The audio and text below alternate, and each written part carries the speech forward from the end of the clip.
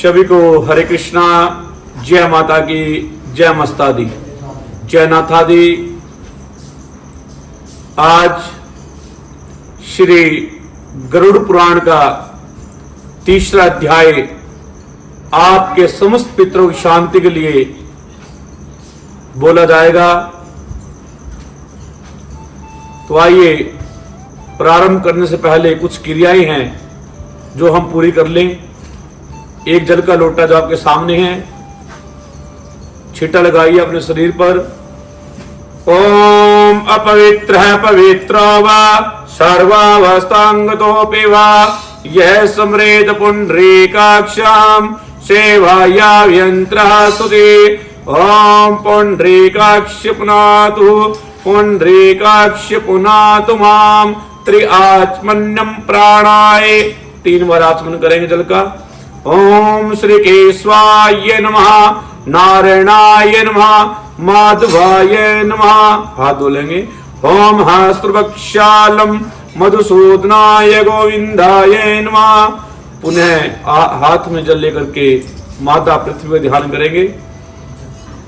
ओम पृथ्वी मंत्रस्य मेरो पृष्ठसे सोतलम छंदः कुर्मो देवता आसने विनियोगः। जल छोड़ देंगे और जो दीपक, जो घी का दीपक है, उसको जागृत करेंगे भगवान नारायण जी का ध्यान करके। हरि ओम। ओम दीपो ज्योति ब्रह्मा दीपो ज्योति जनार्दना दीपो ज्योति हतु मे पापम संध्या दीप नमोस्तुते। ओम अनाद निधनो देवा शाम चक्र गदाधरा अक्ष पुंडरीकाक्ष प्रेत मोक्ष प्रदो भवा। ओम। तत्पश्चात श्री हाथ जोड़ करके गुरु महाराज जी का एवं गणपति महाराज जी का ध्यान करेंगे।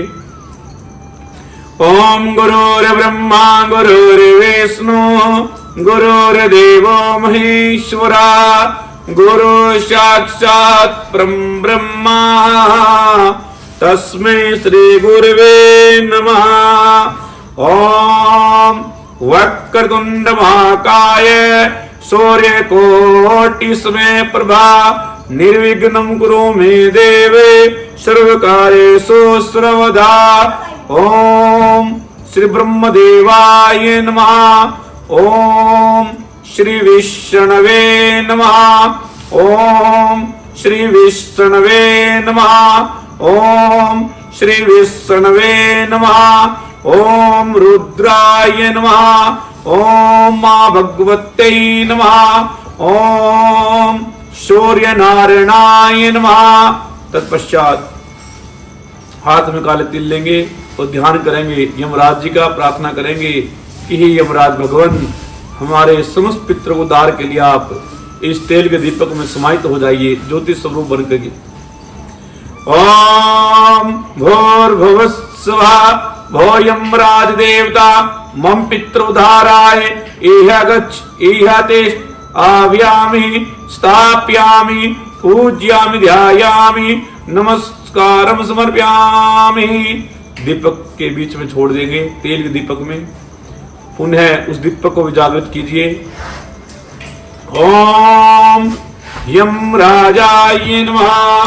ओम भूर्भुवस्सुवः भो यमराज देवता मम पितृउद्धारार्थम आव्यामि स्थाप्यामि पूज्यामि ध्यायामि नमस्कारम समर्पयामि। पुनः काले तिल लेकर के अपने पितरों का आह्वान करेंगे कि मेरे समस्त पितृ देवता इस कलश में विराजमान हो जाए कथा सुनने के लिए। ओम देवता भय पितृभ्यश्च मायोगी एव जन्म शवधाय स्वाहे नित्यमेव नमो नमः। ओम भूर्भुवस्सुवः समस्त पितृ देवाय नमः। आव्यामि स्थाप्यामि पूज्यामि ध्यायामि नमस्कारम समर्पयामि। कलश के ऊपर छोड़ करके बैठ जाइए। अपने मन में ओम नमो भगवते वासुदेवाय मंत्र जाप करते रहिए और पितरों को निमित्त कथा श्रवण कीजिए। अगम अगोचर नाथ तुम पार ब्रह्म अवतारे कानन कुंडल सिर जटा अंग विभूते अपार छेदपुर योगेश्वरो दो मुझको उपदेश हर समय सेवा करूं मैं सुबह शाम आदेश आदेश आदेश। ओम जयंती मंगला काले भद्रे काले कपालिनी दुर्गा क्षमा शिवा धात्रे स्वाहा सवधा नमोस्तुते। ओम श्री गणेशाय नमः। ओम सरस्वत्यै नमः। बोले गरुड़ पुराण महाराज की जय। बोले विष्णु भगवान की जय। भगवान देवादिदेव महादेव जी के चरणों में प्रणाम करते हुए मां भगवती सरस्वती को साक्षी मानते हुए आज हम चौथे दिन की कथा उन समस्त पितृगणों के चरणों में समर्पित करते हुए कथा को आगे बढ़ाएंगे। कल की कथा में वर्णन आया था कि जो पापी लोग हैं उनकी दुर्गति कैसे यम के मार्ग में होती है। कल बहुत सारी यातनाएं कथा के बीच में आई थी। यम के मार्ग में चलने से पहले 16 गांव पार करने पड़ते हैं। अनेक प्रकार के घोर नरक व कष्ट सहन करने पड़ते हैं। परंतु प्रिय आत्माओं, वहां पर मैंने एक और कथन कहा था कि जो पापी है, अपराधी है परमात्मा का, वे सभी कष्ट उसी को ही सहन करने पड़ते हैं। जो शुद्ध आत्मा है, परम पिता परमात्मा की जो सेवा, सुमरन, सत्संग, भजन, मातृ सेवा, पितृ सेवा, गुरुजन सेवा में लगे हुए हैं, उनको यम के मार्ग का भय करने की जरूरत नहीं है।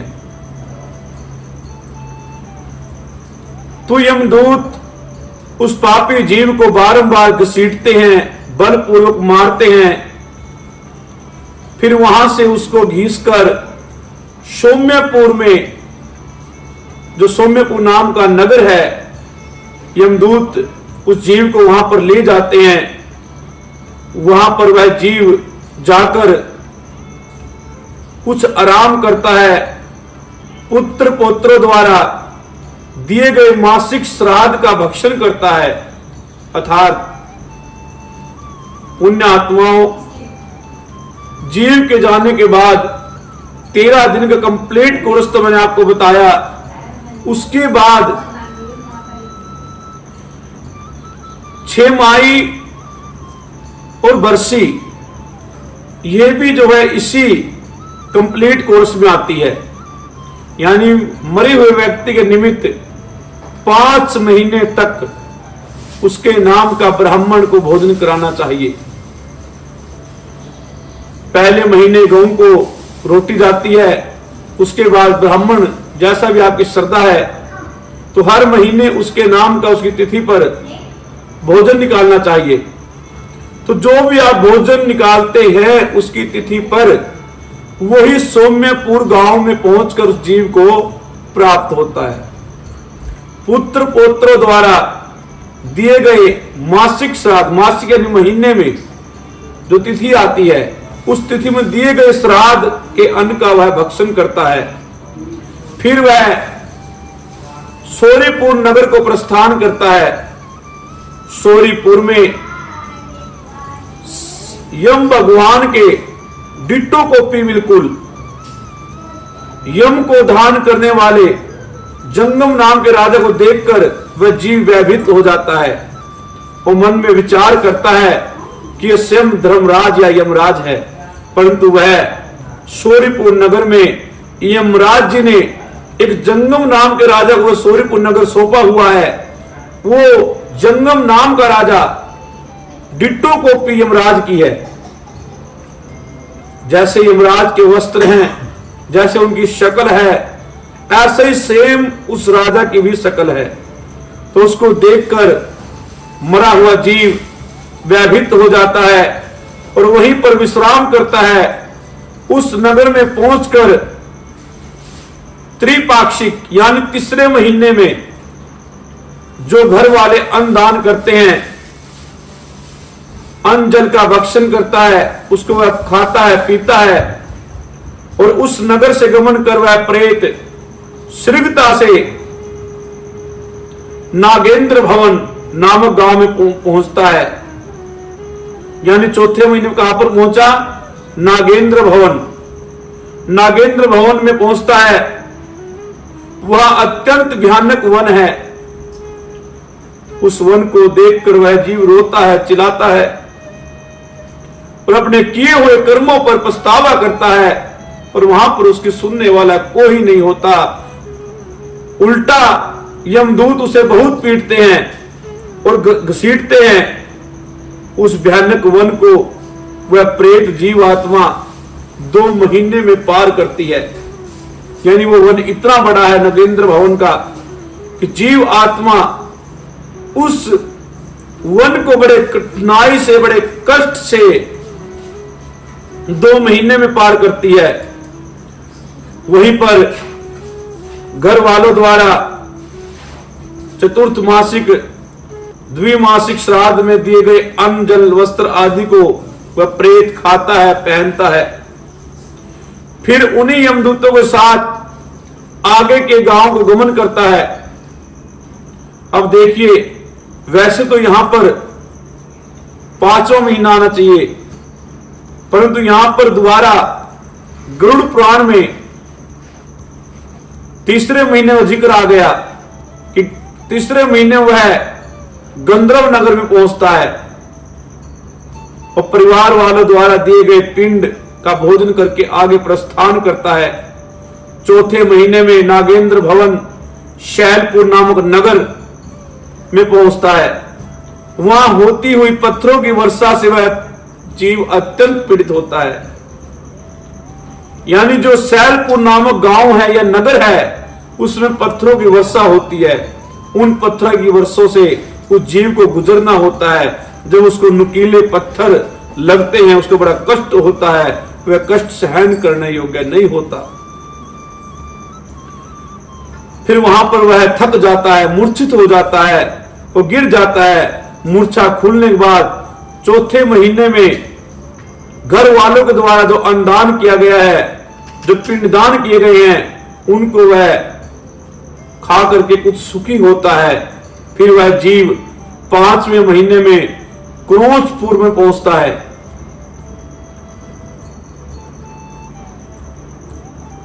क्रोध वहां 5वें महीने में दिए गए श्राद्ध को खाकर वह जीव कुरपुर नामक के नगर में पहुंचा दिया जाता है, जहां अत्यंत निर्दयी प्राणी वन वास करते हैं। जो कुरपुर नाम का नगर है, वहां पर अत्यंत निर्दयी यमदूत वास करते हैं। 5.5 महीने में दिए हुए अन्न और जल को खाकर वहां ठहरता है। आधे मुहूर्त तक ठहर कर यमदूतों के साथ फिर आगे को प्रस्थान करता है। अब यहां पर कोई प्रश्न कर दे कि हम 5 या 6 या महीने तक या 1 साल तक जो भोजन देते हैं हर महीने, तो वो जीव को कैसे मिलता है? वो यहां पर साफ लिखा हुआ है कि जो जो यात्राएं वो जीव भोगता है और जो जिस महीने में जो अन्न दिया जाता है, वह उसको यम के मार्ग में प्राप्त होता है और उसको खाकर उसकी कुछ पीड़ा दूर होती है। तो हर पुत्र को चाहिए मैं अपने पिता का औद्रदैहिक क्रियाक्रम, संपूर्ण क्रियाक्रम करे, क्योंकि उस जीव आत्मा को यम के मार्ग में कोई कष्ट न हो। जब वह जीव आत्मा घर वालों द्वारा दिए गए अन्न जल को खाता है, पीता है, तो थोड़ा सुखी होता है। फिर उसको अपने किए हुए कर्म याद आते हैं कि आज मैं जिस कष्ट में हूं, जो मैं कष्ट यम के मार्ग में भोग रहा हूं, उसके दोषी मेरे घर वाले नहीं है, स्वयं मैं हूं। क्यों? क्योंकि मेरे घर वाले तो स्वार्थी थे, परंतु मैं अपने स्वार्थ में पड़कर उस परमपिता परमात्मा को भूल गया और मैंने सच्चा साथी अपने घर, पत्नी, पिता, पुत्र को मान लिया। तो महाराज फिर यम के दूत उसे ताड़ना देते हैं, बहुत मारते, कहते पापी अभी क्या है, अभी तो बहुत चलना है तुझे, तू कहां बैठ गया। तो वहां से चलकर चित्रभवन नामक नगर में वह जीव पहुंचता है, जहां विचित्र नामक यमराज का छोटा भाई राज्य करता है। यानी उन 16 गांवों में एक गांव का नाम है चित्रभवन नगर। उस चित्रभवन नगर का कार्यभार, देखभाल यमराज जी ने अपने छोटे भाई को दी हुई है, जिसका नाम है विचित्र। विचित्र भी स्वयं डिट्टो कॉपी यमराज जैसा है। उसको देखकर भी वह प्रेत, वह जीवात्मा डर जाती है और भागना चाहता है। तब उस प्रेत के आगे कुछ मल्लाह आकर कहते हैं, भागना है, वैतरणी नदी पार करनी है, आओ हमारी नाव में बैठ जाओ, हम तुम्हें उस पार उतार देंगे। वहां वैतरणी नदी को पार करने की तुम्हारी कामना से हम नौका लेकर आए हैं। वो प्रेत कहते हैं कि अरे जीव तुम घबराओ मत, वैतरणी नदी पार कराने के लिए ये हम नौका लेकर आए हैं, इसमें बैठ जाओ। यदि तुम्हारा पुण्य ऐसा हो तो इसमें बैठ जाना, अन्यथा नहीं। तूने कभी जीवन में गौ दान की हुई हो, ब्राह्मणों का सत्कार किया हो, माता पिता की सेवा की हो, धर्म के कार्य किए हो, तो इस नौका में बैठ जाना, अन्यथा नहीं। अब महाराज वैतरणी नदी का मतलब क्या है, ये प्रश्न जो है मन में जागृत होता है, क्योंकि गरुड़ पुराण में नहीं है, फिर मन में जागृत होता है। वैतरणी का मतलब है वितरण, दान वितरण करना। जिस व्यक्ति ने अपने जीवन में दान का वितरण किया हो, वही उस वैतरणी नदी से पार हो जाता है, इसलिए उसको वैतरणी कहते हैं। वहां पर सिर्फ वितरण किया हुआ दान ही काम आता है। फिर वो यमदूत के प्रेत उसे कहते हैं कि जो तूने गौ दान दिया है तो तू नौका से पार हो जा, अन्यथा नहीं। उनके वचन को सुनकर वह जीवात्मा वहां पर भी झूठ बोलता है कि मैंने गौ दान दिया है, क्योंकि वह नदी को देखकर डर जाता है। वह वैतरणी नदी पापी को देखकर ऐसे उबलती है जैसे तेज आंच पर घी खोलता हो। तो महाराज उस नदी का पानी खोलने लगता है। उसे खोलते देखकर यमदूत उस नदी में पापी को छोड़ना चाहते हैं। वह जीव चिल्लाता है, हाय भाई, हाय पुत्र, हाय मां, पर उसे वहां पर बचाने वाला कोई नहीं होता और जीव को उस वैतरणी नदी में डाल देते हैं। और वैतरणी नदी उस जीव को देखकर बड़ी गर्म हो जाती है, उबलने लग जाती है। वह जीव उसमें मूर्छित हो जाता है। मैंने कल भी बतलाया था। फिर उस जीव के मुख में यमदूत कांटा फंसाकर मछली की तरह एक किनारे से दूसरे किनारे तक खींचते हुए, घसीटते हुए ले जाते हैं। महाराज सब कुछ जानते हुए भी, सब कुछ सुनते हुए भी, अगर हम अपनी देही को न तारे, परमात्मा के चरण में न लगाए, तो हमसे बड़ा धिकारी कौन होगा। तो महाराज जब वह नदी पार होती है तो छठे महीने में घर वालों द्वारा दिया गया अन्न जल खाकर वह कुछ संतुष्ट होता है। उसको खाकर वह फिर विलाप करता हुआ आगे के अपने रास्ते को तय करता है। 7वें महीने में वह ब्रह्मापद नामक नगर में पहुंचता है। वहां पुत्रों द्वारा 7वें महीने में दिए गए अन्नदान, श्राद्ध दान को खाकर वह कुछ थोड़ा संतुष्ट होता है। हे पक्षीराज गरुड़, उस नगर को पार कर फिर वह दुखदपुर नामक नगर में पहुंचता है। वहां आकाश मार्ग से चलता हुआ अनेकों प्रकार के दुख भोगता है। दुखदपुर नगर में जो आकाश होता है, आसमान होता है, उस मार्ग से चलते हैं और अनेकों प्रकार के दुखों को भोगता है। वहीं पर 8वें महीने में श्राद्ध में दिए हुए अन्न जल आदि ग्रहण करके फिर वह यम के मार्ग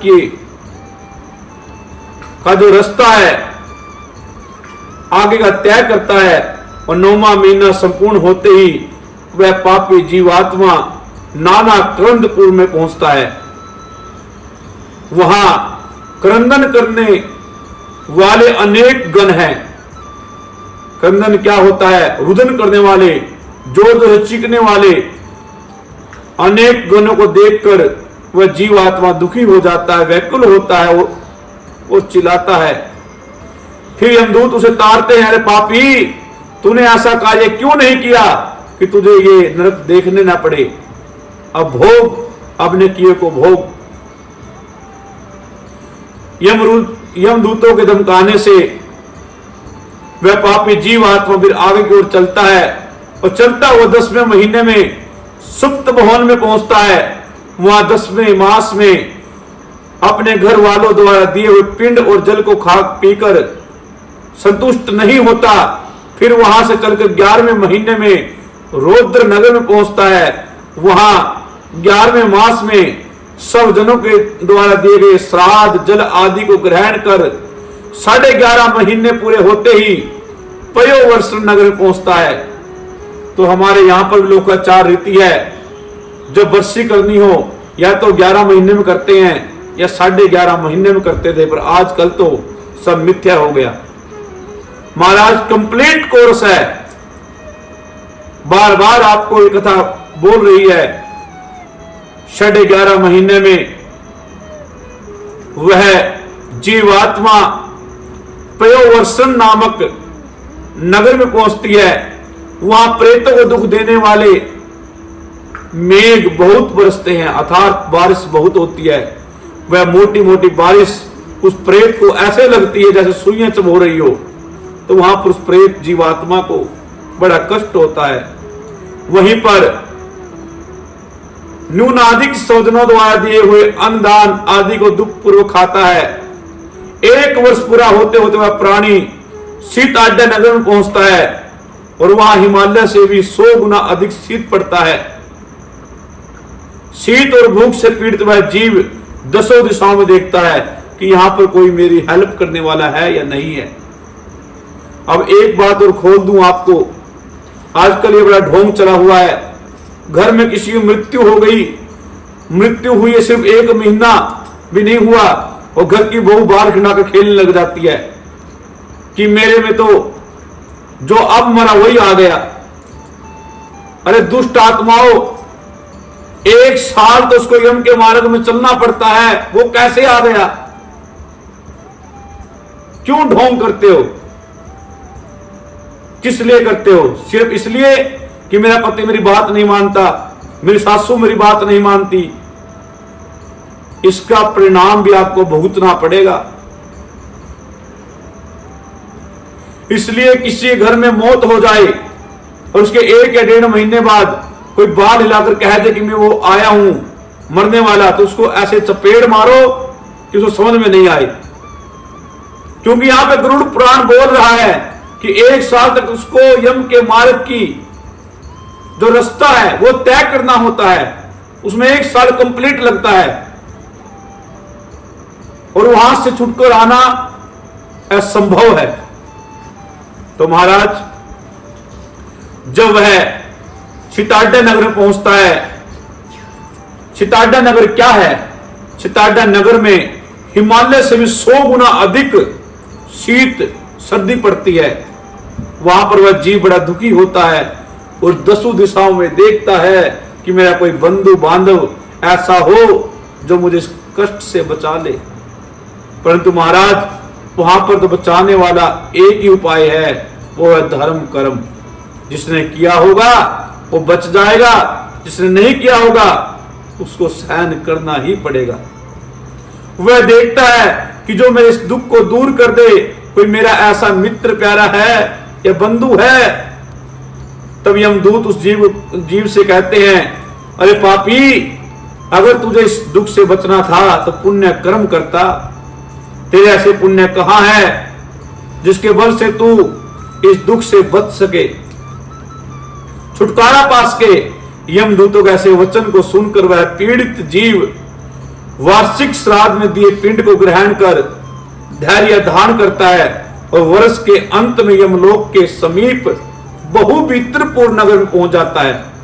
जब 1 वर्ष पूरा होता है, 1 वर्ष पूरा होने के बाद वह पापी जीव यम के का जो मार्ग है, यम का जो लोक है, उसके पास, यमलोक में भी नहीं पहुंचता 1 साल में, उसके पास जो बहुभीतिपूर्ण नगर है उसमें पहुंच जाता है। और उस जीव को जो दसाई के पिंड से 1 हाथ का शरीर मिला था, जिससे उसने सारी यात्राएं सही है, जब वह यम के मार्ग के पास पहुंचता है तो उस शरीर को भी त्याग देता है, क्योंकि उसने यात्राएं सहन कर ली। वो शरीर तो इसलिए दिया गया था कि वह सिर्फ यातना को सहन कर सके, क्योंकि आत्मा को कभी कोई दुख नहीं होता। इस शरीर से ही बुरे कर्म किए हैं, इस शरीर को भोगना पड़ेगा। जब इंसान मरता है, दोसाई के 10 पिंड होते हैं, मैंने पीछे बतलाया है, मेरी कथा खोल के सुन लेना। उसमें 1 हाथ का शरीर मिलता है और वही 1 हाथ का शरीर सारी यातनाएं भोगता है, दुख भोगता है। और जब वह यमलोक के पास पहुंच जाता है तो शरीर को भी त्याग देता है, सिर्फ अंगुष्ठ मात्र आत्मा स्वरूप ज्योति स्वरूप रह जाता है। शरीर का त्याग करता है, कर्मों के फल को भोगते हुए अंगुष्ठ मात्र का यात्रा शरीर पाकर यमदूतों के साथ उस नगर में प्रवेश करता है। हे गरुड़, जिन्होंने मरने के समय मृत प्राणी के निमित्त पिंडदान आदि नहीं दिया, धर्म संचय नहीं किया, वे इस कारण यमदूतों के दृढ़ बंधनों से बंधे हुए कष्टों को भोगते हैं। जब माता पिता या भाई बंधु की मृत्यु हो जाती है तो उसके मृत्यु होने के बाद कोई कर्म नहीं कराया और उस जो मरने वाला है उसने कभी धर्म कर्म नहीं किया, तो सारी यातनाएं उसके निमित्त होती है। और मैंने पहले भी बतलाया था कि पिंडदान और श्राद्ध ये मोक्ष नहीं दे सकते, ये सिर्फ उन नरकों में होने वाली यात्राओं से बचा सकते हैं। मोक्ष तो सिर्फ भजन और सत्कर्म ही दे सकता है। ये मत वहम पालना कि मेरे पिता मर गया, मैं उसके नाम पे पिंडदान करा दूं तो उसको मोक्ष हो जाएगा। नहीं, मोक्ष तो स्वयं इंसान को करना पड़ेगा अपना। हे गरुड़, धर्मराज के जो नगर है धर्मराज का, उसके 4 दरवाजे हैं। मैंने केवल और केवल धर्मराज के दक्षिण मार्ग से जाने वाले दरवाजे का वर्णन किया है, और दक्षिण मार्ग से वही जाते हैं जो पापी लोग होते हैं। हे गरुड़, ऐसा महाभयानक मार्ग में भूख प्यास और श्रम से पीड़ित प्राणी जैसे जाता है, और वहां जाने पर उसके साथ क्या क्या होता है वह सब मैंने तुमसे कहा। अब और क्या सुनना चाहते हो? गरुड़ जी बोले कि हे भगवान, यम मार्ग को पार कर पापी यमलोक में जाकर कैसी कैसी यात्राएं भोगते हैं वह मुझसे कहिए। कि प्रभु, यम के मार्ग को पार करके पापी लोग जब यमलोक में जाते हैं तो कैसी कैसी यात्राएं भोगते हैं वह मुझसे कहिए। श्री भगवान जी बोले कि हे गरुड़, हे विनिता के पुत्र, हे कश्यप नंदन, इन यम यातनाओं का आदि से अंत तक का वृतांत कहता हूं, सुनो। नरक के वर्णन मात्र से तुम मेरे भक्त होते हुए भी पीपल की पत्ते की तरह कांप जाओगे। आहा, भगवान कह रहे हैं विष्णु जी कि तू मेरा भगत है गरुड़, और तूने नरक देखा भी नहीं, जो मैं बताऊंगा उसको सुन के ही तू कांप जाएगा, इतना भयंकर है नरक। हे गरुड़, बहुभीतर के आगे 44 योजन लंबा चौड़ा, 44 योजन फुट नहीं बोल रहा मैं, 44 योजन लंबा चौड़ा एक धर्मराज का पुरी है, धर्मराज की सभा है। वहां हर समय हाहाकार मचा रहता है, जिसे देख पापी चिल्लाने लगता है। उसका रोना सुनकर यमलोक में विचरने वाले वे सब जाकर द्वारपाल से कहते हैं, जब वह पापी रोता है तो उसका रोना सुनकर वहां पर जो पहरेदार होते हैं वे द्वारपाल से कहते हैं, और वहां यम के लोक में, जो यम का लोक है, उसके दरवाजे पर जो पहरेदार खड़ा होता है उसका नाम है धर्मध्वज। वहां धर्मध्वज नामक द्वारपाल सदा निरंतर वहीं रहता है। फिर वह धर्मध्वज नाम का द्वारपाल चित्रगुप्त से जाकर कहता है कि पापी आत्मा आई है और बहुत रो रही है। उस प्रेत के सब सुबह शुभ कर्म चित्रगुप्त को बतला देता है। तदनंतर चित्रगुप्त आगे धर्मराज को कहता है कि प्रभु, ये पापी है, इसने ये बुरे कर्म किए हैं। हे गरुड़, जो मनुष्य नास्तिक और पापी है उन सबको धर्मराज भली भांति जानते हैं, और सब कुछ जानते हुए भी धर्मराज चित्रगुप्त से पूछते हैं। क्यों? क्योंकि चित्रगुप्त की ड्यूटी लगी हुई है शुभ अशुभ कर्म लिखने की, और चित्रगुप्त भी सब कुछ जानते हुए धर्मध्वज द्वारपाल से पूछता है, और द्वारपाल भी सब कुछ जानते हुए उन दूतों से पूछता है जो दूत पकड़कर लाए हैं। और वो दूत सब कुछ जानते हुए भी 5 श्रवण है जो इंसान के साथ हमेशा रहते हैं, उनसे पूछता है कि इन्हें क्या बुरे कर्म किए हैं, क्या नहीं किए। फिर चित्रगुप्त उन्हें पापों को पूछते हैं। सब कुछ जानते हुए चित्रगुप्त श्रवणों से पूछते हैं। श्रवण ब्रह्मा के पुत्र हैं। श्रवण कौन है? श्रवण ब्रह्मा के पुत्र हैं। वे देवलोक, पृथ्वीलोक और पाताल लोक तक भ्रमण करते हैं। उनको दूर से सुनने का ज्ञान है। दूर से वह जो पापी लोग कोई गंदी बात करते हैं, वर्त या किसी के लिए छल करते हैं, तो दूर से सुन लेते हैं। दूर से देखने का ज्ञान है। कोई पाप करता है तो दूर से देख लेते हैं। दूर से देखने वाले उनके नेत्र हैं। उन श्रवणों की स्त्रियां भी उन्हीं के समान है। वो श्रवण की जो स्त्रियां ही हैं, जो हमारी नारी शक्ति हैं, इनके सभी पाप दूर से सुन लेती है, देख लेती है, समझ लेती है।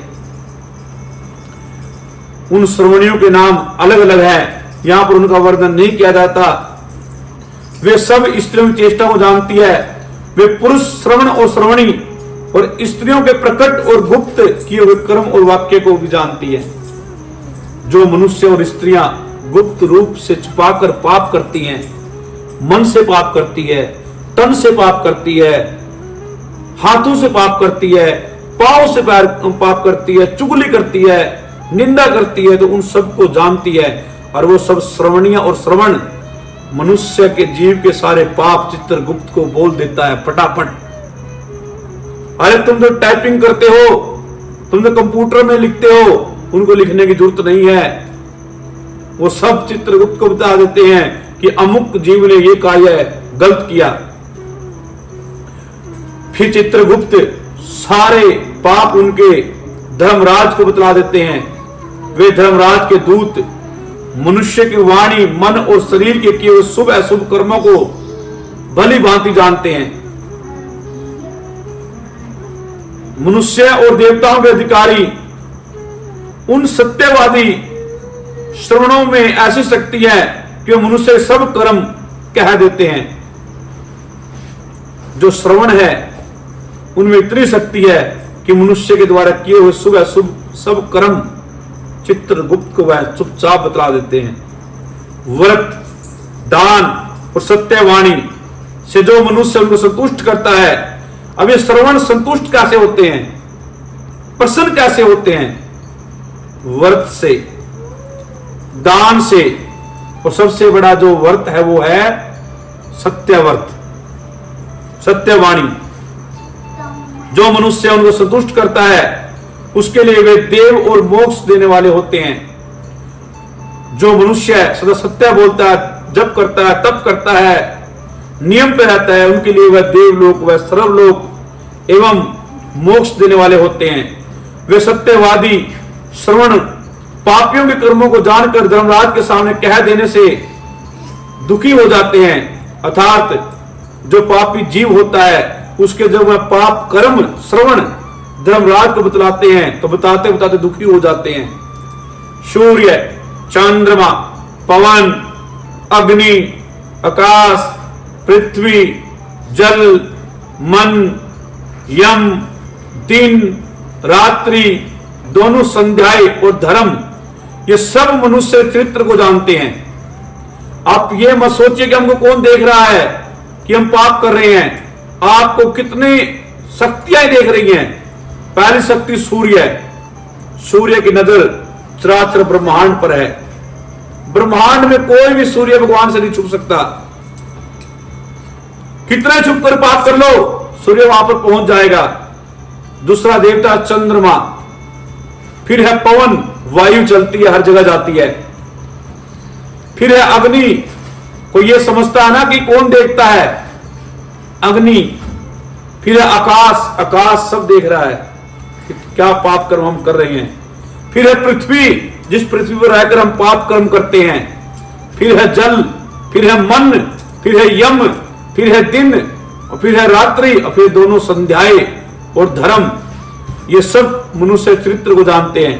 तथा धर्मराज, चित्रगुप्त, श्रवण और सूर्य आदि शरीर में टिके हुए सब पाप और पुण्य को जानते हैं। इस प्रकार यमराज पापियों के पाप का अच्छे प्रकार से निश्चय करके उनको बुलाकर अपना भयंकर रूप दिखाते हैं। वे पापी लोग जब यमराज के रूप को देखते हैं तो देखकर डर जाते हैं, क्योंकि यमराज के हाथ में दंड, बड़ी काया वाले और भैंसे पर चढ़े हुए हैं। यमराज के भयंकर रूप को देखते हैं तथा वे प्रलय के मेघों के समान गर्जन करने वाले हैं। काले पहाड़ के समान उनका शरीर है। यमराज की मोटी मोटी लाल आंखें हैं। दाढ़ा बड़ा अजीब सा है और मूछें बड़ी अजीब सी हैं। उनके हाथ में दंड व पास है और उनकी भयंकर 32 भुजाएं हैं। 3 योजन और 12 कोस का लंबा चौड़ा उनका शरीर है। धर्मराज का शरीर 3 योजन, देखिए कितना होगा, और 12 कोस का लंबा चौड़ा उनका शरीर है। तथा बावड़ी, बावली के समान नेत्र हैं। मुख में भयंकर दाढ़े हैं, आंखें लाल हैं और लंबी उनकी नाक है सुएं जैसी धर्मराज की। चित्रगुप्त भी मृत्यु और जवर आदि से युक्त बड़े भयंकर हैं। उनके पास यम के समय दूत गर्जना करते हैं। उनको देखकर डरा हुआ पापी जीव आहाकार करता है तथा दान न देने वाला पाप आत्मा बार बार कांपता है और रोता है, चिल्लाता है। तदनंतर अपने कर्मों को सोचते हुए वह रोते चिल्लाते हुए उन पापियों को चित्रगुप्त यम की आज्ञा सुनाते हैं कि दुराचार्यों, हे पापियों, तुमने अहंकार से दूषित हो बिना विचारे किसलिए यह पाप कर्म संचित किए हैं। हे मूढ़ मनुष्यों, काम क्रोध से और पापियों की संगति से उत्पन्न दुखदायक पाप को किस लिए तुमने संचित किया है। तुमने हर्षित होकर जैसे पाप किए हैं वैसे अब यम की यातना को भोगो। तुम अत्यंत भयंकर महाघोर नरकों को जाओ। यमराज के आज्ञा में रहने वाले प्रचंड और चंडक आदि दूत उन पापियों को पास में बांधकर नरकों की ओर ले जाते हैं और वहां जलती हुई अग्नि में उनको धोख देते हैं। और वहां पर ही जलते हुए अग्नि के समान एक ऊंचा समेर का वृक्ष है। वह वृक्ष 5 योजन चौड़ा है। पापियों को उस वृक्ष में सांकलों से अधोमुख बांध देते हैं। वह वृक्ष अग्नि के समान है। जो पापी लोग होते हैं उन पापियों को उस वृक्ष पर उल्टा लटका देते हैं और उनको इतना मारते हैं कि जिसकी कोई गिनती नहीं है। भूख प्यास से थके और यमदूतों से तड़ित अनेक पापी उस सारमली वृक्ष से लटकाए जाते हैं। आश्रय रहित वे पापी उन दूतों के आगे हाथ जोड़ते हैं। जब वह जीव दुखी हो जाता है तो यमदूतों के सामने हाथ जोड़ते हैं कि प्रभु, हे यमदूतों, मुझे छोड़ दो, हमारा अपराध क्षमा करो। किंतु वह यमदूत बार बार उन्हें लोहे के मुकद्दर से मारते हैं, मुसलों से मारते हैं। उस मार से वे मूर्छित हो जाते हैं और चेष्टाहीन हो जाते हैं। उन चेष्टाहीन पापियों को देखकर यमदूत कहते हैं, कह रहे दुराचारियों, अरे पापियों, तुमने किस लिए निंदित कर्म किए हैं? क्यों तुमने पाप किए? तुमने कभी दान नहीं किया, तुमने आधा ग्राम भी किसी को दान नहीं दिया, कुत्तों को कौओं को अन्नदान नहीं दिया, अतिथियों का उचित सत्कार नहीं किया, पितरों का कभी तर्पण नहीं किया, यमराज और चित्रगुप्त का भी ध्यान तुमने नहीं किया, न उन दोनों के मंत्र को जपा जिससे तुम्हें यात्रा न सहनी पड़ती, न तो तुमने तीर्थ यात्रा की, न अपने गृहस्थ आश्रम को अच्छी तरह चलाया। अपने घर में रहते हुए भी तूने बार दूसरी स्त्री संबंध बनाए, कभी अन्नदान नहीं किया, अतिथियों के लिए, साधुओं के लिए भोजन नहीं निकाला। तुम धर्म से हीन हो, इसलिए इस तरह पीटे जाते हो। सर्व समर्थ स्वामी श्री हरि विष्णु भगवान को तुमने ध्यान नहीं किया। अरे पापियों, श्री विष्णु भगवान जी बड़े दयालु हैं, वे अपराधी के अपराध को क्षमा करते हैं। हम तो उनकी आज्ञा से अपराधियों को दंड ही देते हैं। ऐसा कहकर वे दूत बड़ी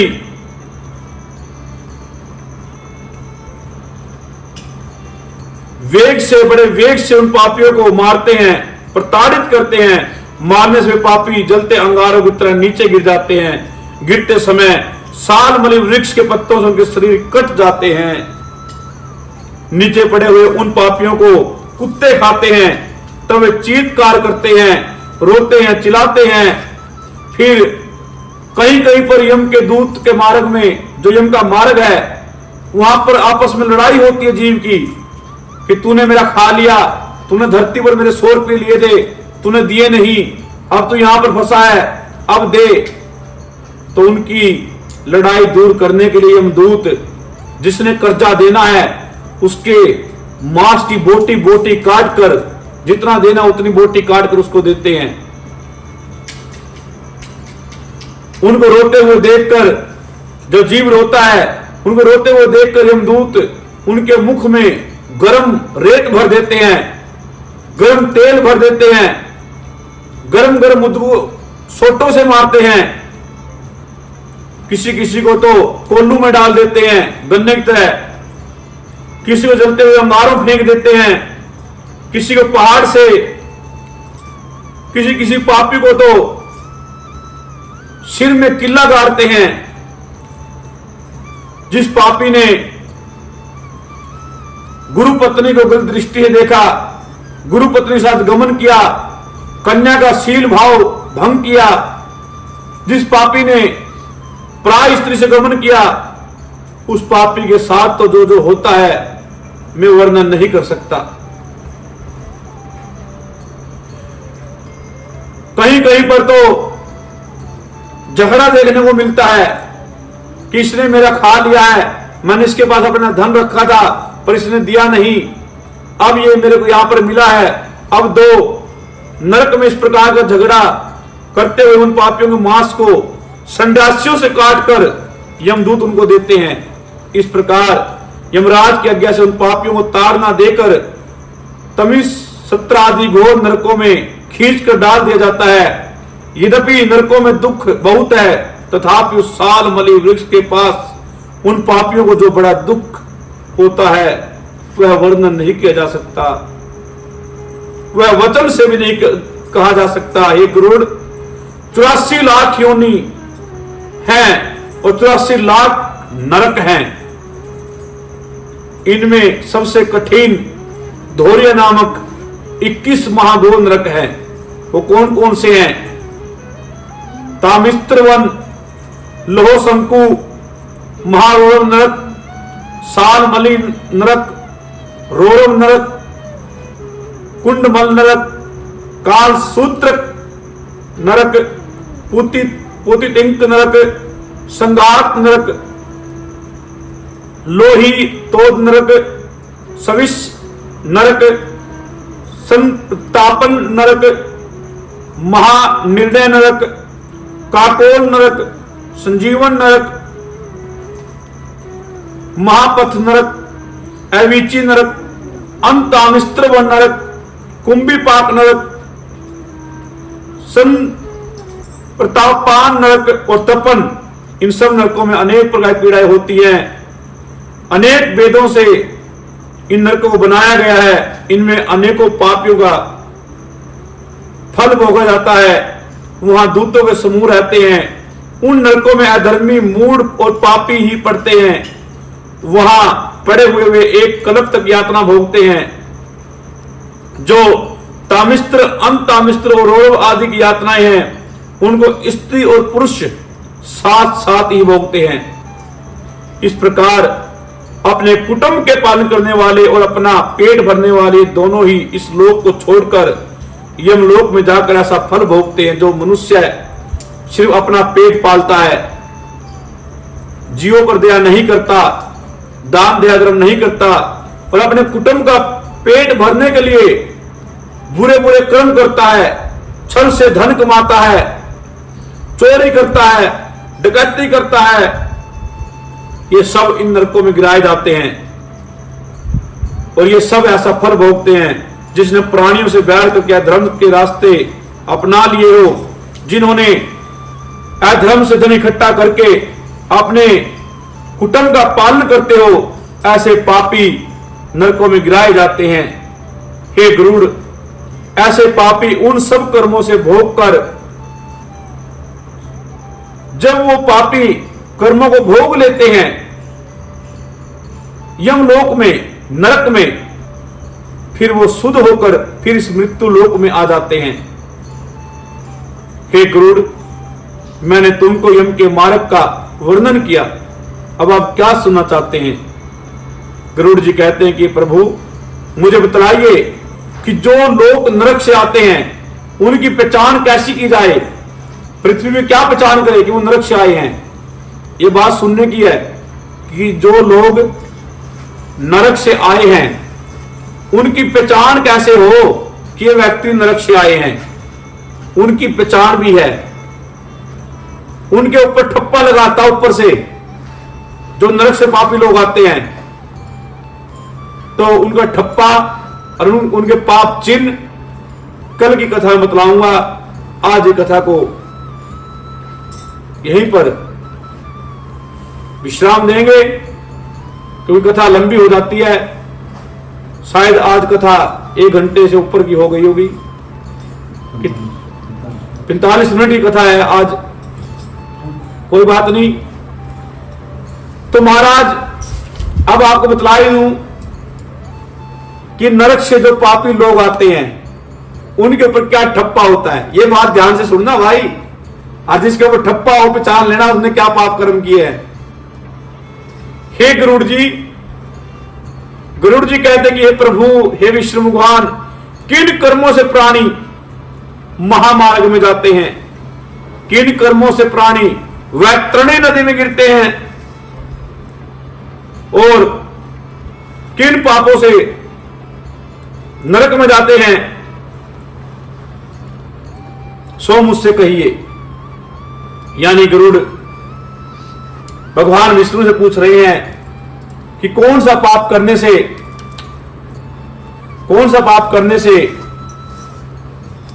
वैतरणी नदी में गिरते हैं, कौन सा पाप करने से नरक में जाते हैं। तो श्री विष्णु भगवान जी कहते हैं कि ये गरुड़ जो सदा अशुभ कर्मों में रत रहते हैं, जिसने कभी धर्म कर्म किया ही नहीं, या फिर धर्म कर्म तो किया पर मन में मलिनता रही, मन से आत्मा से नहीं किया, गंदी आत्मा रही, गंदा मन रहा, वही एक नरक से निकलकर दूसरे नरक को जाते हैं। धार्मिक जो लोग होते हैं, जो परमात्मा भजन करते हैं, कीर्तन करते हैं, सतगुरु की सेवा करते हैं, और सावधान, सेवा मतलब ये नहीं कि उपरले मन से सेवा करते हो और मन पापी हो, दान देकर गा देते हो कि मैंने तो इतने पंखे मंदिर में लगवा दिए। कई व्यक्ति तो ऐसे हैं जो 1 रुपया दान दे दे, जब तक 20-25 जनों को नहीं बताएंगे उनको संतुष्टि नहीं होती, ऐसा दान नहीं लगता। जो लोग प्रभु का भजन करते हैं प्रेम प्यार से, वो सदा यम के मार्ग में, जो यम के मार्ग में पूर्व से जो दरवाजा है उससे जाते हैं, और पापी लोग केवल और केवल दक्षिण मार्ग से जाते हैं। इसी दुखप्रद दक्षिण महामार्ग में जो वैतरणी नदी है उसमें जो पापी जाते हैं उनको मैं तुमसे कहता हूं, ब्राह्मण को मारने वाले, दारू पीने वाले, और पियो दारू, तैयार है वैतरणी नदी, चिंता न करो। गाय का वध करने वाले, बालक की हत्या करने वाले, स्त्रियों को मारने वाले, गर्भ को गिराने वाले, जो गर्भ में बच्चा गिरा देते हैं, सावधान, गर्भ गिराने वाले, तथा छिपकर पाप करने वाले, भैया कौन सा गुरु जी देखना होंगे, मार ले पैगा लगा, चिंता न करे, गुरु जी देखना दे पर परमात्मा देखने लग रहा है। छिपाकर पाप करने वाले, ये सभी मनुष्य वैतरणी नदी में गिरते हैं। गुरु, देवता, ब्राह्मण, स्त्री और बालक के धन को चुराने वाले, ये भी वैतरणी नदी में गिरते हैं। और करो गुरु के पीछे की चोरी, और खाओ बढ़ गए पैसे, जन्मदिन में बच्चे में पैसे मिले और सारे आप खाए, जो पता लगेगा, देना होगा, चिंता न करो। तथा जो कर्ज लेकर नहीं चुकाते, इनके ऊपर जरूर होना चाहिए। मैं देखूं जो ऐसे बंदे हैं ना, वैतरणी नदी कोई गोवंदक बना हो उसमें गिरने चाहिए। पीछे मांगते हुए रोएंगे और देंदे हुए पीछे पीछे लाकर रखेंगे, कोई बात नहीं, पूरा ना दियो, अगले जन्म में देना पड़ेगा, ऊपर भी देना पड़ेगा, फिर अगले जन्म में देना पड़ेगा। गधा बनकर दे, कुत्ता बनकर दे, और मैं तो कहूं गधा बनकर देना चाहिए, जो पीछे वाड़े में लट लगेंगे ना, और खाने में नहीं मिलेगा, ऊपर बाहर डाल लेंगे तो पता लगेगा इन्हें। और जो लोग किसी की अमानत पचा लेते हैं वो भी वैतरणी नदी में गिरते हैं। जो विश्वासघात करते हैं वो भी वैतरणी नदी में गिरते हैं। जो खाद्य अन्न में किसी को जहर देकर मारते हैं वो भी वैतरणी नदी में गिरते हैं, वो भी नरक भोगते हैं। इसी प्रकार जो केवल दोष को ग्रहण करते हैं और गुणों की तारीफ नहीं करने वाले, ब्राह्मण से, संत से, महात्मा से, गुरु से ईर्ष्या रखते हैं, अपने आप को बड़ा ज्ञानी समझते हैं, बड़ा अहंकार में भरे रहते हैं, हर मौके पर ब्राह्मण गुरु को नीचा दिखाने की कोशिश करते हैं, ऐसे पापी भी नरक में वैतरणी नदी में जाएंगे। नीचों में अनुराग रखने वाले, गुनियों से ईर्ष्या करने वाले, मूढ़ सत्संगति वाले, जो अपने मित्र प्यारे बना रहे होंगे, दारू पीने वाले और मांस खाने वाले, ऐसे व्यक्ति भी वैतरणी नदी में जाएंगे।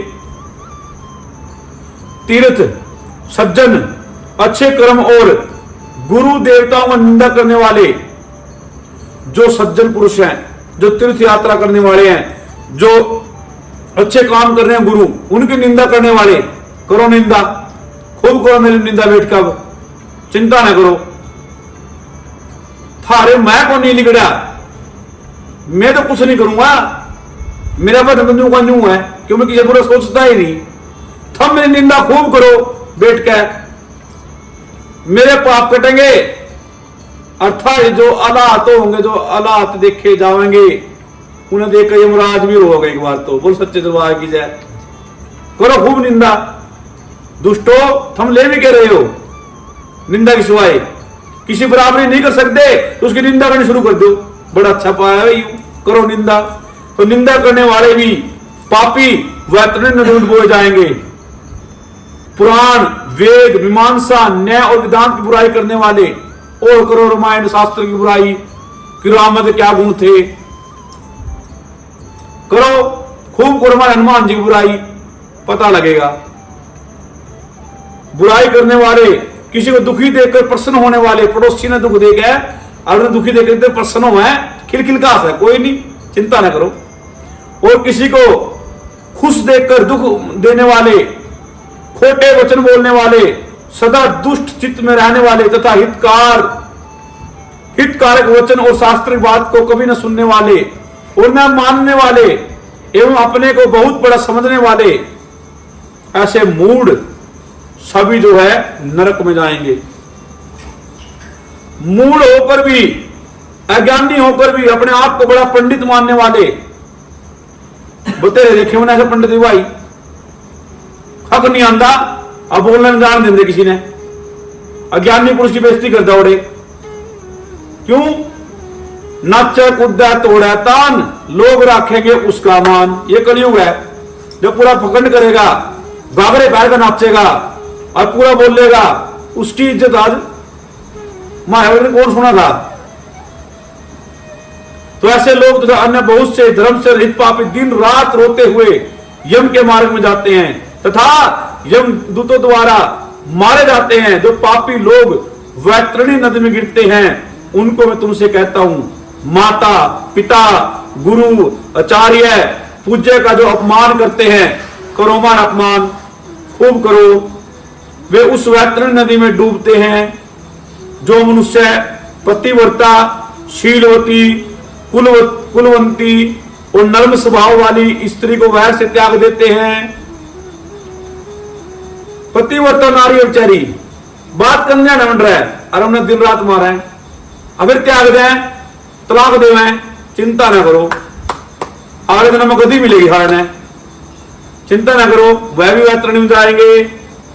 सज्जनों के हजारों गुणों में जो दोष ढूंढते हैं, सज्जन पुरुष हो ज्ञानी और उसमें 99 गुण हो और एक अवगुण हो और उस एक अवगुण ने उछाल जाए बार बार, तो ऐसे पुरुष भी वैतरणी में जाएंगे।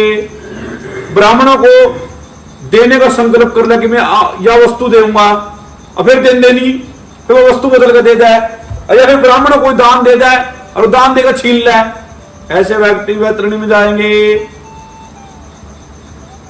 जो दान देकर छीन लेते हैं, दान देकर पश्चाताप करते हैं, कहीं दान तो दे दे पर उनको मन जो दो भाई गलत दे दे दान, तो ये देना नहीं था। अन्यू उसका जब लारी लगी रहा शरीर में, जब तक 20-25 नहीं खनंदा मेरे तरफ भाई गलती दान दिया गया। तो ऐसे लोग भी वैतरणी में, जो दूसरों की नौकरी छीनते हैं, छीनो नौकरियां, दुष्टो छीनो खूब। बेचारा एक गरीब आदमी दुकान पर लग रहा है और जाकर उसके दुकान के मालिक ने शिकायत है, कोई चोरी करा, फलाना करा, ढिकड़ा करा, और उसकी नौकरी पर आप काला सांप बन के बैठ जाए, अड़पो। जो दूसरे की नौकरी छीनते हैं या दान देते को रोकते हैं, ऐसे बहुत व्यक्ति देखे मैंने। फलाना आदमी 500 रुपए का दान देता होगा और दूसरा ने कहा, अरे क्यों, क्या 200 रुपए दे दे, चिंता ना करो। जो दान देने वाले को रोकते हैं, ऐसे पापी भी गो नरक में जाएंगे। तथा कथा में जो विघ्न डालते हैं और जो किसी खेत की सीमा को हरता है, आजकल ये बहुत देखने में आया, खेत किसी का कब्जा कोई कर रहा, करो कब्जा खूब, मैं को लिखेगा सारा। तथा जो गऊओं की चरने की भूमि को जोतता है, पहले हर गांव में गऊ चरान भूमि हुआ करती, आज कड़ा हुआ भूमि ठेके चढ़ा दी पंचायत ने, चिंता न करे, सारा गांव दिक्कत में होगा, उन गऊओं का श्राप पड़ेगा। गऊ चरान भूमि रही नहीं, सारे गऊ में सड़का फिराएंगे, सड़का फिराए, इनका ट्रक की टक्कर लगाए, अब चाहे अधमौत हो गम रहा है। दुष्ट आदमियों गऊ घर में बांध ली, जब तक दूध दिया रखी अपनी बुआ बनाकर मां बनाकर, जब तक गौ माता थी अगर दूध देना बंद कर गई फिर वो तेरी बहन बन गई कसाईयों। फिर वो गऊ छोड़ दी सड़क पर तक खाने के लिए मरने के लिए। थारे कीड़े पड़ेंगे तो लंबे लंबे, चिंता ना करो, मर जो डूब कर हम। जो ब्राह्मण होकर, ब्राह्मण भी सुन लो थारे हाल के है, जो ब्राह्मण होकर गुड़ बेचता है, खांड बेचता है, तेल बेचता है, नमक बेचता है, घी बेचता है, दूध आदि को बेचता है, और जो वेदोक्त और जो 5 प्रकार की विष की भरी स्त्री का पति होता है, तो 5 प्रकार कौन से? 5 विकार, काम क्रोध मद लोभ अहंकार, जो ऐसी पत्नियों पति होता है, तो ऐसा ब्राह्मण भी नरक में जाता है। वेदोक्त यज्ञ से अन्यत्र अपने लिए पशुओं का संहार करता है। अब यहां पे एक छोटी बात आई है, अगर वेद के लिए किसी पशु की जान चली जाए वो तो धर्म है, पर वेदों से अलग पशु काट काट के उसका संहार करे वह भी नदी में जाता है। जो ब्राह्मण के कर्म को त्याग कर मांस खाता है, ये ब्राह्मण ही बतेरे खावे, इन्हें प्रलोभ को रखे हुए है। मैं देखूं, मैं नाम लेंदा किसी का, उन्हें मारे कुरुक्षेत्र में कदम जा रखा, नकली ब्राह्मण है, दारू पीवा, मांस खावा, अंडे खावा, के चिंता ना करो, देख लो इसमें देख लो क्या लिख रहा है, मैं पढ़ के सुनाऊंगा, अतर है हो जाएगी। जो ब्राह्मण होकर मांस खाता है, दारू पीता है, जो उच्च श्रृंखल, जो बंधहीन होता है, जो स्वभाव का हो और शास्त्रों का अध्ययन न करता हो, जो घमंडी हो, वह भी वैतरणी नदी को जाता है। जो शुद्ध होकर वेद के अक्षरों को पढ़ता है, कपिला गाय का दूध पीता है, यज्ञ पवित्र दान करता है, और जो ब्राह्मणी का पत्नी होता है वो भी वैतरणी नदी में जाता है। सुन ले भाई, जो राजा की स्त्री रानी की अभिलाषा करता हो, राजा की स्त्री है और उन्हें गल दृष्टि देख रहा, और जब पर स्त्री का हरण करता है, यही बड़ा चल रहा है। बसा सागर उजाड़ नगर दुष्टो, एक बसा सागर इन फोना नाश मार दिया। ये बहुआ, ये नारियां, ये मात्र शक्ति, उन पर देखा हुआ वीडियो उनकी, और वह उसके मुंह में आ जाए और वह नए नए लालच देवे, 3 बच्चन छोड़कर अपने 11 के लिए बैठ जाए। चिंता न करो, थारा भी सर्वनाश होगा। जो पर स्त्री का हरण करता है, जो कन्या को काम की वासना है देखता है, और जो सती स्त्रियों का सती तत्व भंग करता है, ऐसे तथा अन्य बहुत से पापी लोग भी वैतरणी नदी में गिरते हैं। हे गरुड़, सब नरकों मुख्य नरक वैतरणी ही है, इसलिए पापियों को उसी में ही गिराया जाता है। जिसने काली गाय दान नहीं दी और जिसने धर्म कर्म नहीं किए, औद्र दैहिक मरने के बाद पिता पिंडदान क्रिया नहीं की, वे उसमें भारी दुख भोग कर उससे किनारे के वृक्ष पर जाते हैं। जो झूठी गवाही देते हैं, और देव कोटा झूठी गवाही, चिंता न करो, थारे लिए भी बना दिया गुरु पुराण में। जो झूठी गवाही देते हैं और जो झूठे धर्म में तत्पर रहते हैं, मतलब ऊपर देने को मैं सनातनी सनातनी सनातनी, ना चोटी का पक्का ना लंगोटी का पक्का, थारा बुरा हाल होगा, चिंता न करो। अथवा जो छल से चोरी से धन बटोरता है और अपना जीवन निर्वाह करता है, और जो वृक्ष काटता है, और जो व्रत तीर्थ को छोड़कर मनमानी करता है, जो विधवा के धर्म को भ्रष्ट करता है, वह विधवा भी सुन लो, जब पति मर गया हो फलाने के लिए भाग जाए, और जो विधवा नारी पे तो गलत दृष्टि डालता है, ऐसे पापी भी नरक में जाएंगे वैतरणी में। जो स्त्री अपने पति पर दोष लगाकर पर पुरुष के साथ सम करती है, आजकल यूं भी चल रहा है भाई, कल्ले आदमी की बात नहीं है, स्त्री भी घाटे की नहीं रह रही, कुछ माताएं घर में घर आ रहा और बाहर आ रहा, तो ऐसी स्त्रियां भी वैतरणी को जाएगी। और ऐसी स्त्रियां सब साल मली वृक्ष पर बहुत दिनों तक उल्टे लटकाए जाएंगे। और ताड़न करने से जो पापी वृक्ष से गिर पड़ते हैं उनको यमदूत नरक में छोड़ देते हैं। नरकों में जैसे पापी गिरते हैं उसका वर्णन अब मैं तुमसे करता हूं। जो नास्तिक, जो ईश्वर को नहीं मानते, मर्यादा भंग करने वाले, कायर, पाखंडी, भगवान बाणा पैर लिया मैं नाथ हूं, अब पाखंडी वाले काम कर रहा, मैं पुरी हूं, मैं गिरी हूं, मैं भारती हूं, मैं संत हूं, ब्राह्मण का अपमान करे, मैं कथावाचक हूं, फलाना डिगड़ा मुकड़ा, अब पाखंड रचावा है कि ये उपकार को नहीं मानने वाला, किसने उपकार कर दिया और उसको उपकार को भी नहीं मान रहा, वे भी नरक में जाते हैं। कुएं, तालाब, बावड़ी, दिवालिया और प्रजा के घरों को तोड़ने वाले वो भी नरक में जाते हैं। स्त्री, बालक, नौकर और गुरुओं को भूखा छोड़कर जो स्वयं खाते हैं, बालक भूखे सो रहे, स्त्री भूखी सो रही, नौकर भूखे मर रहे बेचारे, गुरु भूखे मर रहे और अपना पेट भर कह गया, तथा देव और अपने पितृ पूजा जो छोड़ देते हैं, ये बड़े पंथी हो रहे हैं जो देवता पूजा छोड़ते फिर है, इन्हें बना होगा ऊपर, चिंता ना करो, वे भी नरक में जाते हैं। कील, काठ, पत्थर और कांटों से जो रास्ते रोकते हैं वे भी नरक में जाते हैं। शिव, पार्वती, भगवान सूर्य, गणेश और विद्वानों की जो मंदभागी पूजा नहीं करता वे भी नरक में जाते हैं। जो ब्राह्मण होकर अपने सेज पर अपने दासी को सुलाता है वो भी नरक को जाएगा, वह निश्चय ही अधोगति को प्राप्त होता है। जो शूद्रा से, जो ब्राह्मण होकर शूद्र स्त्री से संतान उत्पन्न करता है वह ब्राह्मण तत्व से हीन हो जाता है, वह भी अधर्मी ब्राह्मण कभी नमस्कार के योग्य नहीं होता। जो मूढ़ देवता पूजा नहीं करते वे भी नरक में जाते हैं। ब्राह्मणों के कलह और गौओं के युद्ध में जो प्रीति करते हैं, यानी ब्राह्मण का किसी के साथ झगड़ा हो रहा हो और उसमें कोई मजे ले हुआ है, ऐसा व्यक्ति वैतरणी में गिरेगा।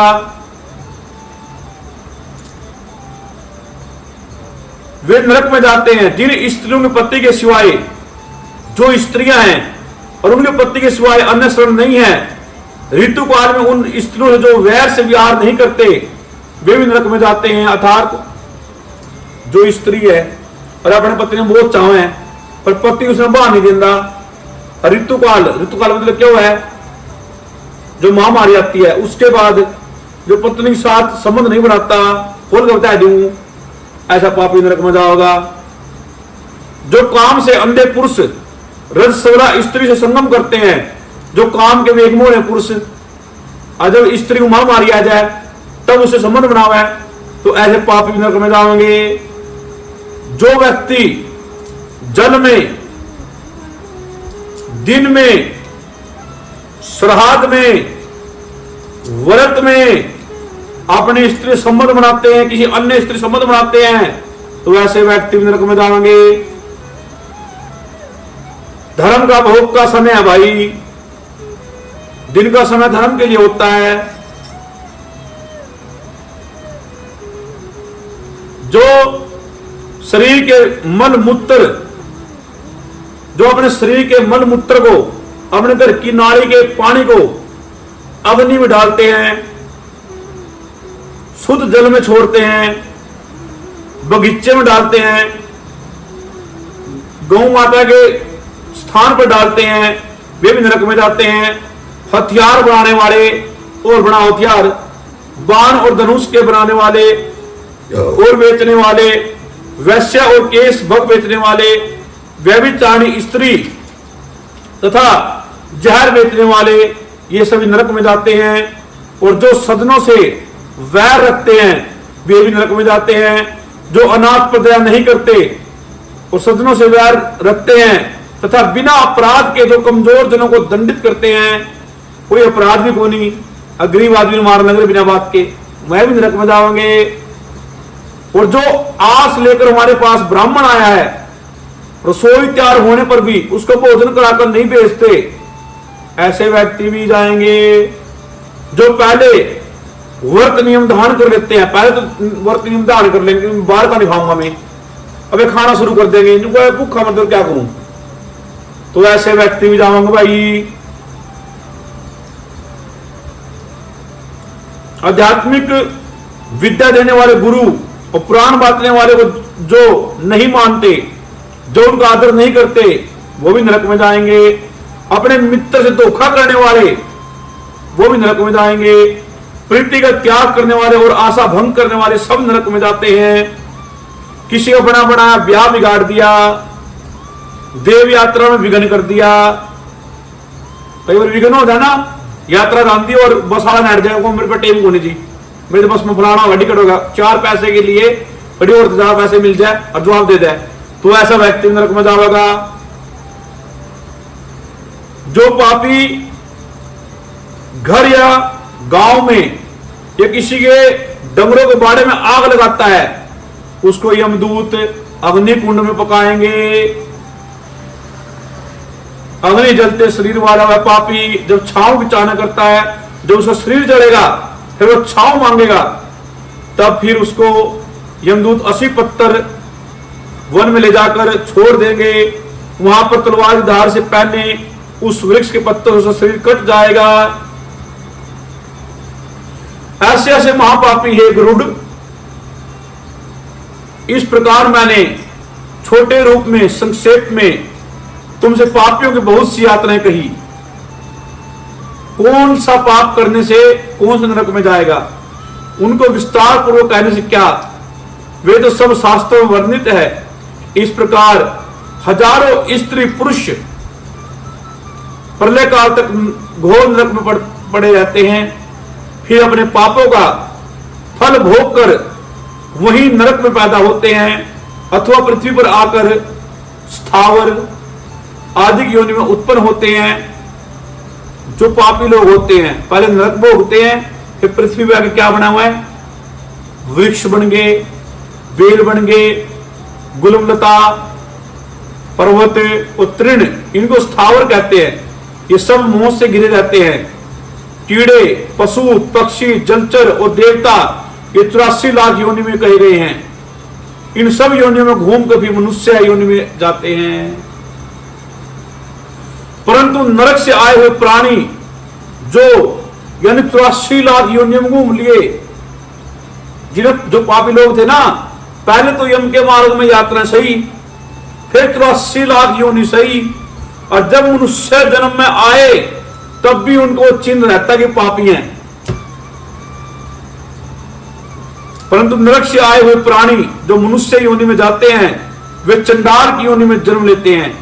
वहां भी पूर्व जन्म के पाप के कारण वे बहुत दुख पाते हैं। उनको लंबी बीमारी लग जाती है, कोढ़ लग जाता है, जन्म से अंधे होते हैं, बड़े बड़े रोगों से युक्त स्त्री पुरुषों को देखकर निश्चित ही जान लेना चाहिए कि ये पाप भोग कर आए हैं। जो मनुष्य जन्म से अंधे हो, जन्म से कोढ़ी हो, जन्म से लंगड़े हो, जन्म से लुल्ले हो, तो उनको देखकर समझ लेना कि ये पापी लोग नरक भोग कर आए हैं। बोले श्री गुरु पुराण महाराज की जय, बोले विष्णु भगवान की जय। आज की कथा यही विश्राम, आज की कथा हुए पूर्ण, विदा हुए भगवान। कथा गई विष्णु लोक को मेरा कोटि कोटि प्रणाम। तो आप सभी ये कथा श्रवण करने के बाद जो मैंने पहले आरती डाली हुई है, ओम जय जगदीश हरे, वो आरती कर ले और अपने ऊपर छींटा लगाकर हाथ में जल लेकर कहे कि आज का जो मैंने पाठ श्रवण किया है उसका फल मैं अपने पितरों निमित्त करता हूं। उसको धरती पर या कलश के बाद छोड़ दे और सिर्फ 1 मिनट के लिए मेरे साथ प्रभु का भजन करें। श्रीमन नारायण नारायण नारायण, श्रीमन नारायण नारायण नारायण, भजमन नारायण नारायण नारायण, भजमन नारायण श्रीमन नारायण नारायण नारायण, श्रीमन नारायण नारायण नारायण, सोते नारायण नारायण नारायण, सोते नारायण नारायण नारायण, जागदे नारायण नारायण नारायण, जागदे नारायण नारायण नारायण। ओम द्यौः शान्तिरन्तरिक्षगो शान्तिः पृथिवी शान्तिरापः शान्तिरोषधयः शान्तिः वनस्पतयः शान्तिर्विश्वे देवाः शान्तिर्ब्रह्मा शान्तिः सर्वगो शान्तिः शान्तिरेव शान्तिः सामा शान्तिरेधि सुख शान्तिर्भवतु। ओम शांति शांति। ओम सभी को हरे कृष्ण। जय मां।